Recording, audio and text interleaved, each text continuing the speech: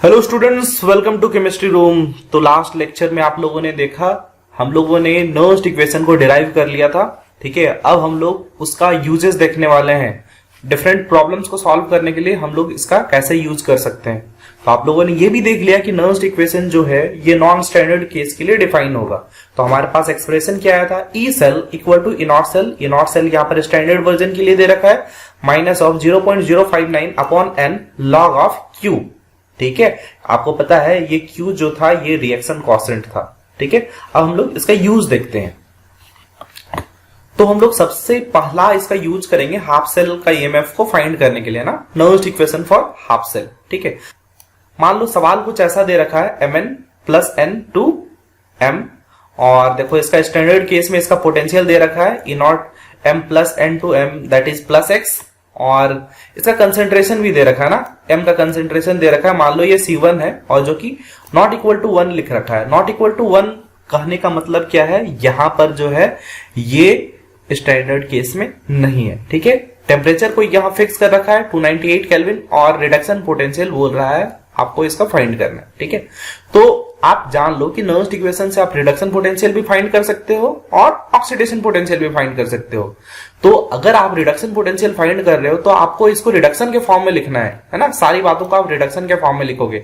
तो देखो यहां पर अगर सारी बातों को रिडक्शन के फॉर्म में लिखने गए तो यहां पर देखो क्या लिख रखा है, E M plus N to M. देखो ये रिडक्शन के फॉर्म में है ना, ये प्लस से 0 पर जा रहा है, मतलब ये रिड्यूस हो रहा है। ठीक है, वहीं पर E naught plus N to M देखो ये लिख रखा है minus of 0.059 upon N log of Q. तो यही हमारा नर्स्ट इक्वेशन था। नर्स्ट इक्वेशन को हमने यहां पर लिख लिया।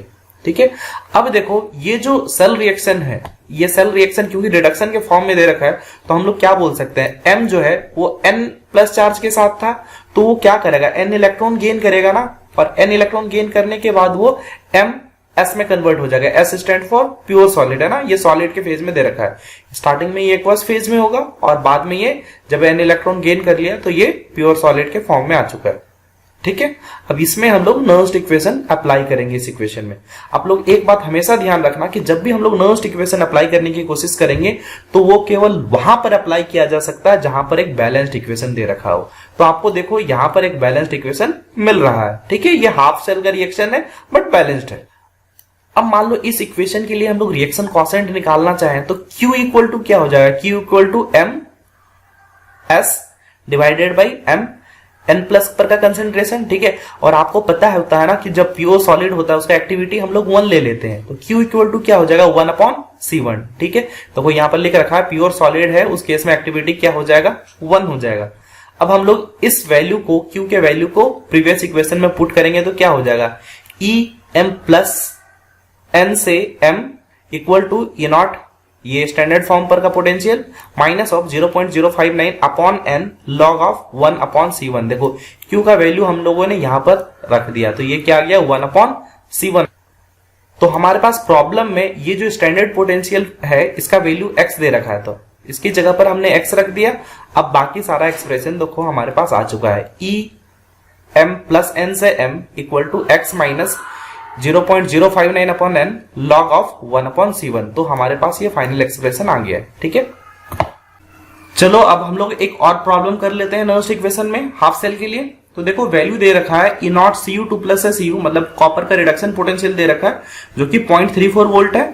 टेम्परेचर दे रखा है 298 केल्विन। Cu2 प्लस का कंसेंट्रेशन दे रखा है 0.01 m। ठीक है, और देखो यहां पर Cu2 प्लस का कंसेंट्रेशन क्योंकि 1 m नहीं है तो आपको पता लग रहा होगा ये एक नॉन स्टैंडर्ड केस आ गया। यहां पर हम लोग नर्स्ट इक्वेशन यूज करेंगे और पूछ रहा आपका ई रिडक्शन पोटेंशियल क्या होगा इस हाफ सेल पर के लिए। तो देखो ई Cu2 प्लस से Cu रिडक्शन के फॉर्म में लिख रखा है इक्वल टू क्या हो जाएगा, हमारे पास नर्स्ट इक्वेशन यही तो है, equal to E naught Cu2 plus 2Cu minus of 0.059 upon n log of Q। तो देखो इसका वैल्यू हमने लिख दिया 0.34 minus 0.059 upon 2 log of Q का वैल्यू यहां पर से क्या हो जाएगा, Q इक्वल टू देखो इस एक्सप्रेशन को अगर लिखोगे, ठीक है, तो अगर आप इस सेल को रिडक्शन के फॉर्म में लिखोगे तो क्या लिखोगे, Cu2 plus 2 electron gives Cu। ठीक है, यहां पर अगर आप रिएक्शन कांस्टेंट निकालने की कोशिश करोगे तो Q इक्वल टू क्या आ जाएगा, प्रोडक्ट पर का कंसंट्रेशन डिवाइडेड बाय रिएक्टेंट पर का कंसंट्रेशन, ठीक है। तो यहाँ पर देखो प्रोडक्ट का कंसंट्रेशन जो आएगा वो तो प्योर सॉलिड है ना, तो उसके लिए एक्टिविटी तो 1 हो जाएगा, तो 1 डिवाइडेड बाय Cu2 प्लस का कंसंट्रेशन पहले ही दे रखा है, क्या दे रखा है 0.01 m। तो देखो यहां पर लिख रखा है ये Q के जगह पर log ऑफ 1 डिवाइडेड बाय 0.01 है ना, Q का वैल्यू रिएक्शन कोएफिशिएंट का वैल्यू यहां पर रख दिया है, ठीक है। अब फाइनली आप इसको सॉल्व करोगे तो क्या हो जाएगा, देखो ये 1 अपॉन 10⁻⁻2 हो जाएगा, ठीक है। अब यही 10⁻⁻2 जब ऊपर न्यूमरेटर में जाएगा तो क्या हो जाएगा 10⁻2, ठीक है। अब 10 अगर 2 हो जाएगा तो इसको आप क्या लिख सकते हो 2 log 10 है ना, log of m to the power n को हम लोग क्या लिखते हैं n log m, तो इसको 2 log 10 लिख सकते हैं। तो देखो यहां पर जो 2 आएगा और ये 2 एक दूसरे से कैंसिल आउट हो जाएगा, और आपको पता है log 10 का वैल्यू कितना होता है 1, ठीक है। तो फाइनली आपको क्या मिल जाएगा 0.34 माइनस ऑफ 0.059 जो कि आपका आएगा 0.281, ठीक है। एक काम करना, आप इसको खुद से एक बार करके देखो। तो चलो हम लोग एक और प्रॉब्लम ले लेते हैं इस पे, फॉर PtH2H2O, ठीक है। इसका रिडक्शन पोटेंशियल हमें फाइंड करना है एट 298 केल्विन और 1 atm पर, ठीक है। तो चलो ये दोनों तो चलो खैर स्टैंडर्ड केस में दे रखा है, बट यहां पर इस नोटेशन को ध्यान दो, यहां पर ये H2O लिख रखा है, ठीक है। तो यहां पर अगर H प्लस होता तो चलो वो SH की हो जाता स्टैंडर्ड हाइड्रोजन इलेक्ट्रोड, बट यहां पर H प्लस का कंसेंट्रेशन 1 m है, ऐसा इसने कुछ भी नहीं दे रखा है, ठीक है। तो यहां पर हम लोग ये सोच सकते हैं बच्चे कि H2O जो है वो डिसोसिएट अगर होगा, ठीक है, 298 केल्विन में आपको पता है ना रूम टेम्परेचर पर अगर वाटर डिसोसिएट होगा, तो आपको ये बात तो पता ही है अगर रूम टेम्परेचर पर H2O डिसोसिएट होता है तो उस केस में H प्लस आयन का कंसेंट्रेशन 10⁻⁻7 होता है।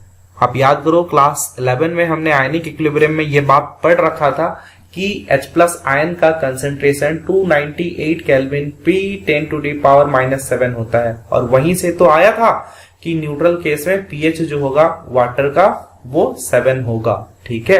तो देखो अगर मान लो वाटर की बात करो तो वाटर अगर डिसोसिएट होगा H प्लस और OH माइनस में, तो रूम टेम्परेचर में यही तो होगा 10⁻⁻7 H प्लस आयन का कंसेंट्रेशन। तो देखो अगर H प्लस आयन का कंसेंट्रेशन 1 m होता तब तो हमें नर्स्ट इक्वेशन लगाने की जरूरत नहीं थी, वो सिंपल SHE हो जाता, बट क्योंकि यहाँ पर H प्लस आयन का कंसेंट्रेशन चेंज हो गया है तो अब ये स्टैंडर्ड केस तो रहा नहीं, अब ये नॉन स्टैंडर्ड केस हो गया है, तो यहाँ पर हम लोग नर्स्ट इक्वेशन यूज कर सकते हैं, ठीक है। तो देखो रिडक्शन के फॉर्म में मैंने अगर लिखा H प्लस को तो ये क्या हो जाएगा H plus plus 1 electron gives half of H2, ठीक है। यहाँ पर H2 किस फेज में है बच्चे, H2 गैस फेज में, और H प्लस यहाँ पर एक्वस फेज में। अब अगर मान लो हमें नर्स्ट इक्वेशन लगाना है तो नर्स्ट इक्वेशन का फंडा तो क्लियर है, E cell equal to E naught cell minus of 0.059 upon n log of Q, ठीक है। अब देखो इसको रिडक्शन के फॉर्म में लिख दिया, E H प्लस से half of H2 equal to E naught H plus से half of H2 standard form में minus of 0.059 upon 1 log of Q। अब देखो H प्लस पर का रिएक्शन यही तो होगा, H plus plus 1 electron gives half of H2। अब देखो यहाँ पर लॉग ऑफ Q निकालना है ना, तो Q इक्वल टू क्या हो जाएगा, Q इक्वल टू देखो इस इक्वेशन में क्योंकि ये तो गैस फेज में है ना, तो उसका क्या पार्शियल प्रेशर यूज होगा, partial pressure of H2 to the power half जो भी इसका कॉफिशिएंट है divided by H plus ion का कंसेंट्रेशन, ठीक है। तो देखो ये प्रेशर दे रखा है हमें, प्रेशर कितना दे रखा है 1 atm, तो 1 टू द पावर क्या हो जाएगा half divided by H plus ion का कंसेंट्रेशन। आपको पता है ना 298 केल्विन में H प्लस आयन का कंसेंट्रेशन क्या होता है 10⁻⁻7। चलो ये वैल्यू हम लोग यहाँ पर रखेंगे। तो देखो इसको सॉल्व करते हैं, E cell equal to E naught H plus से half of H2 minus 0.059 upon n, देखो यहां पर n का वैल्यू 1 हो जाएगा, 1 मोल इलेक्ट्रॉन था ना, log of PH2 to the power half divided by H plus ion का कंसेंट्रेशन, ठीक है, इक्वल टू क्या हो जाएगा, देखो ये SHE है ना स्टैंडर्ड हाइड्रोजन इलेक्ट्रोड, ठीक है। तो इस केस में इसका वैल्यू क्या हो जाएगा 0, क्योंकि हमने इसका वैल्यू 0 एज्यूम किया हुआ, minus of 0.059 log of 1 to the power half divided by, देखो H प्लस आयन का कंसेंट्रेशन हमने यहाँ पर लिख दिया 10⁻⁻7। अब देखो इसको वापस से कैलकुलेट करेंगे, ये ऊपर जाएगा तो क्या हो जाएगा 10⁻7 हो जाएगा, है कि नहीं। अब अगर ये 10⁻7 हो जाएगा तो इसको हम लोग लिख सकते हैं 7 log 10, 7 log 10 का वैल्यू क्या हो जाएगा 7, सिंपली इसको 7 लिख सकते हैं। तो देखो अब 7 से ये पूरा टर्म मल्टीप्लाई हो जाएगा, ठीक है, अब हमें और कुछ नया काम नहीं करना। 7 इंटू दिस मच और log 10 का वैल्यू तो आपको पता ही है 1 होता है। तो जब आप इसको फाइनल कैलकुलेट करोगे ये वैल्यू आ जाएगा -0.413। क्लियर है बच्चे? चलो ठीक। तो चलो अब हम लोग देखेंगे potential calculation for full cell. अभी तक हमने हाफ सेल पर का देखा था। तो देखो इस पूरे फुल सेल को हम लोग दो पार्ट में देखेंगे। केस 1 बहुत सिंपल सा होगा, जिसमें क्या होगा, गेन ऑफ इलेक्ट्रॉन और लॉस ऑफ इलेक्ट्रॉन दोनों सेम ही होंगे, ठीक है, एनोड और कैथोड पे। और दूसरा क्या होगा, ये दोनों अलग अलग होंगे, मतलब दोनों पर चार्ज अलग अलग होगा, आप ऐसे सोच सकते हो, ठीक है। तो यहां पर देखो सेल दे रखा है, m जो है +x में कन्वर्ट हो रहा है और n +x से n में कन्वर्ट हो रहा है, ठीक है। यहां पर ये एनोड है लेफ्ट में और ये राइट में कैथोड है। यहां पर इसका कंसेंट्रेशन दे रखा है C1, इसका कंसेंट्रेशन दे रखा है C2 और टेम्परेचर 298 केल्विन, और C1 और C2 के बारे में बोल रखा है कि ये 1 नहीं है, ठीक है। और साथ में स्टैंडर्ड केस में देखो इनका स्टैंडर्ड रिडक्शन पोटेंशियल दे रखा है, इसका P है, और N के लिए स्टैंडर्ड रिडक्शन पोटेंशियल जो दे रखा है वो Q है, ठीक है। तो ये सारा क्वेश्चन का पार्ट है और हमें ई सेल निकालने को बोल रहा है। तो चलो हम लोग नर्स्ट इक्वेशन अप्लाई करते हैं यहां पर, ठीक है। तो नर्स्ट इक्वेशन तो हर जगह वैलिड है, नर्स्ट इक्वेशन हमने अप्लाई कर दिया। ई सेल इक्वल टू क्या लिख सकते हैं, E naught cell, standard case के लिए E naught cell -0.059 upon n log of Q। तो शुरू में हम लोग ई नॉट सेल यहां पर फाइंड करेंगे। तो E naught cell equal to क्या हो जाएगा, E naught reduction potential cathode minus E naught reduction potential anode. ये तो स्टैंडर्ड फॉर्म में है, ये हम लोगों ने पहले ही देखा हुआ। अब देखो कैथोड में क्या है, तो ये पार्ट कैथोड में है, ठीक है, जहां पर n प्लस x क्या कर रहा है, रिड्यूस हो रहा है x इलेक्ट्रॉन लेके। वहीं पर m जो है एनोड में ऑक्सीडाइज हो रहा है, ये x इलेक्ट्रॉन लूज कर रहा है। तो यहां पर क्या हो जाएगा, देखो कैथोड माइनस एनोड, तो ये वाला पार्ट जो है वो कैथोड का हो जाएगा। तो क्या हो जाएगा, ई नॉट सेल की बात करोगे तो वो हो जाएगा Q माइनस पी। तो वो ई नॉट सेल यहां पर दे रखा है Q माइनस पी, ठीक है। अब आगे इस चीज ये वैल्यू को हम लोग ई नॉट सेल की जगह पर रखते हैं और उसके बाद ई सेल का वैल्यू कैलकुलेट करते हैं। तो देखो अब ई सेल इक्वल टू क्या हो जाएगा, Q minus P minus of 0.059 upon n log of Q, ठीक है। अब देखो ये सेल रिएक्शन बेसिकली क्या हो रहा होगा, तो m जो है वो x इलेक्ट्रॉन लूज कर रहा और साथ में mx प्लस में कन्वर्ट हो रहा, m ऑक्सीडाइज हो रहा था। वहीं पर n प्लस x के फॉर्म में था, वो x इलेक्ट्रॉन गेन करेगा और n के फॉर्म में कन्वर्ट होगा। अब इनका कंप्लीट आप रिएक्शन लिख दोगे तो देखो ये जो इलेक्ट्रॉन्स है कंप्लीट रिएक्शन बैलेंस्ड रिएक्शन में क्या होगा, ये तो कैंसिल आउट हो जाएंगे। और मैंने ये बात आप लोगों को कई बार बता रखा है कि हमेशा नर्स्ट इक्वेशन बैलेंस्ड इक्वेशन में ही लगाएंगे, ठीक है।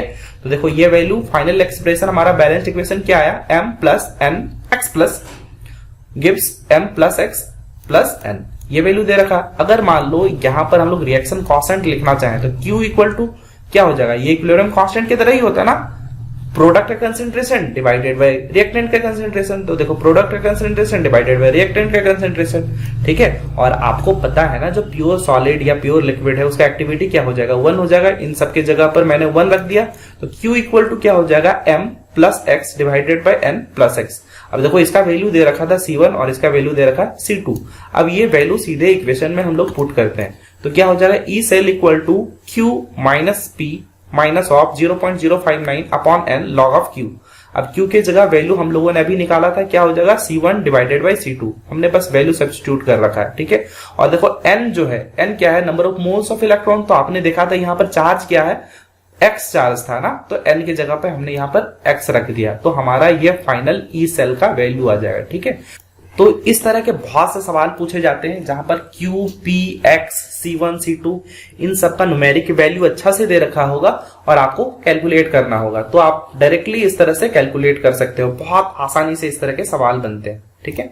अब देखो हम लोग नया केस ले रहे हैं, केस 2, जहां पर मैंने बोला था कि चार्ज जो होगा वो आयंस का अलग अलग चार्ज होगा। तो आयंस का अगर अलग अलग चार्ज होगा तो आपको समझ में आ रहा है number of moles of electron gain और जो लॉस होगा, है ना, वो अलग टाइप से होगा। तो यहां पर जब हम लोग इक्वेशन लिखेंगे वो बैलेंस्ड इक्वेशन नहीं होगा, हमें उसको बैलेंस करना पड़ेगा, ठीक है। तो देखो यहां पर m s से प्लस x में कन्वर्ट हो रहा है, वहीं n प्लस y से n में कन्वर्ट हो रहा है, राइट। दोनों का कंसेंट्रेशन दे रखा है, इसका C1 है, इसका C2 है। देखो स्टैंडर्ड फॉर्म में इनका रिडक्शन पोटेंशियल भी दे रखा है, E नॉट M2 प्लस से M, ये P, E नॉट प्लस Y टू N, ये Q दे रखा। अब ई सेल फाइंड करने को बोल रहा है तो नर्स्ट इक्वेशन अप्लाई करते हैं। Nernst equation E cell equal to क्या हो जाएगा, E naught cell minus of 0.059 upon N log of Q. ठीक है, टेम्परेचर मान लो यहाँ पर 298 के दे रखा है वो स्टैंडर्ड फॉर्म में।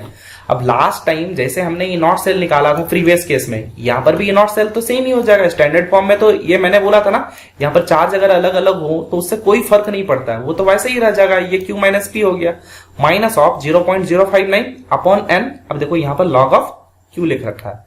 ठीक है, अब समझो पूरा इक्वेशन क्या जा रहा है यहाँ पर। अब देखो m जो है वो ऑक्सीडाइज हो रहा है, तो ऑक्सीडाइज अगर होगा तो देखो ये x इलेक्ट्रॉन लूज करेगा और साथ में प्लस x चार्ज आ जाएगा। वहीं n जो है ये y इलेक्ट्रॉन गेन करेगा, तब तो ये न्यूट्रल हो पाएगा। ठीक है, अब देखो number of moles of electron यहाँ पर सेम नहीं है। ठीक है, तो आप याद करो आयन इलेक्ट्रॉन मेथड, हम लोग क्या करते थे, इलेक्ट्रॉन्स को कैंसिल आउट कराते थे ना बाय मल्टीप्लाइंग सुटेबल इंटीजर। तो देखो इसको x यहाँ पर इलेक्ट्रॉन x मोल इलेक्ट्रॉन है और नीचे y मोल इलेक्ट्रॉन है, तो इसको आप y से मल्टीप्लाई करोगे और उसको x से मल्टीप्लाई करोगे, तब तो सारा x y इलेक्ट्रॉन ऊपर भी आ जाएगा नीचे भी आ जाएगा और ये कैंसिल आउट हो जाएंगे। ठीक है, अब हम लोग फाइनल एक्सप्रेशन अगर लिखेंगे तो उसमें तो इलेक्ट्रॉन नहीं होने चाहिए, तो देखो बैलेंस्ड इक्वेशन हमने लिख दिया है ना। ये y से मल्टीप्लाई हो गया ym प्लस ये x से मल्टीप्लाई होगा x एंड y प्लस, उसी तरह ये y से मल्टीप्लाई करके हमने इधर लिख दिया ym प्लस x और ये x से मल्टीप्लाई किया xn। ठीक है, यहां पर अगर इक्विलिब्रियम कांस्टेंट लिखना चाहें तो ये क्या हो जाएगा, प्रोडक्ट बाय रिएक्टेंट। अब देखो m प्लस x जो है ये कॉफिशिएंट का जो है ये इसके पावर में आएगा, उसी तरह n to the power x divided by m to the power y और यहाँ पर n plus y to the power x। ठीक है, अब q इक्वल टू क्या हो जाएगा, देखो ये m plus x to the power y divided by n plus y to the power x। देखो m प्लस x का वैल्यू यहाँ पर दे रखा है, पहले कंसेंट्रेशन दे रखा है C1 to the power y और ये C2 to the power x। अब ये सारा वैल्यू जो है हम लोग नर्स्ट इक्वेशन में रखते हैं, तो ई सेल इक्वल टू क्या आ जाएगा, q minus P minus of 0.059 upon N log of q। ठीक है, तो देखो ये वैल्यू वापस से q माइनस पी, ये जो वैल्यू पहले दे रखा था वही था। अब यहाँ पर देखो n के जगह पर मैंने x इंटू वाई लिख रखा था। देखो यहाँ पर number of moles of electron कितने यूज हो रहे हैं, ये x इंटू वाई इलेक्ट्रॉन। ठीक है, तो यहाँ पर इस वजह से n के जगह क्या आप यूज करोगे, x into Y into log of, देखो q पर का, तो देखो q पर का वैल्यू हमारा क्या आया था, m plus x to the power y n plus y to the power x। देखो इनका वैल्यू दे रखा था, प्लस x की जगह हमने C1 लिख रखा, n प्लस y की जगह हमने C2 लिख रखा, तो देखो हमारे पास ये फाइनल एक्सप्रेशन आ गया।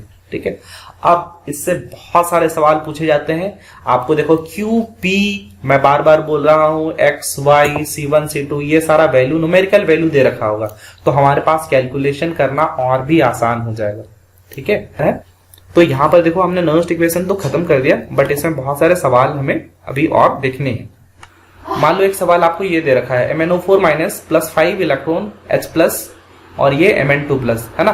तो देखो इस इक्वेशन में हम लोग नर्स्ट इक्वेशन अप्लाई नहीं कर सकते, क्यों, क्योंकि मैंने पहले ही बता रखा नर्स्ट इक्वेशन जब भी अप्लाई होगा वो बैलेंस्ड इक्वेशन में अप्लाई होगा। ठीक है, तो इसको सबसे पहले हम लोग बैलेंस करेंगे। तो MnO4 माइनस प्लस 5 इलेक्ट्रॉन, ये मान लो H प्लस मीडियम है, तो आपको पता है ना प्लस 7 से प्लस 2 में कन्वर्ट हो रखा है, तो वही दे रखा है। देखो यहाँ पर ऑक्सीजन और हाइड्रोजन जो है वो बैलेंस नहीं थे, तो यहाँ पर ऑक्सीजन को बैलेंस करने के लिए हम लोग यहाँ पर 4H2O यूज करेंगे। यहाँ पर देखो हाइड्रोजन अब 8 हाइड्रोजन हो गए, तो यहाँ पर 8H प्लस यूज कर दिया। अब देखो ये बैलेंस्ड इक्वेशन है, हम लोग यहाँ पर नर्स्ट इक्वेशन अप्लाई कर सकते हैं। तो नर्स्ट इक्वेशन क्या हो जाएगा, E equal to E0 minus of 0.0591 upon, देखो यहाँ पर n का वैल्यू 5 लॉग ऑफ इसका कंसेंट्रेशन Mn2 प्लस का प्रोडक्ट का कंसेंट्रेशन डिवाइडेड बाय रिएक्टेंट का कंसेंट्रेशन।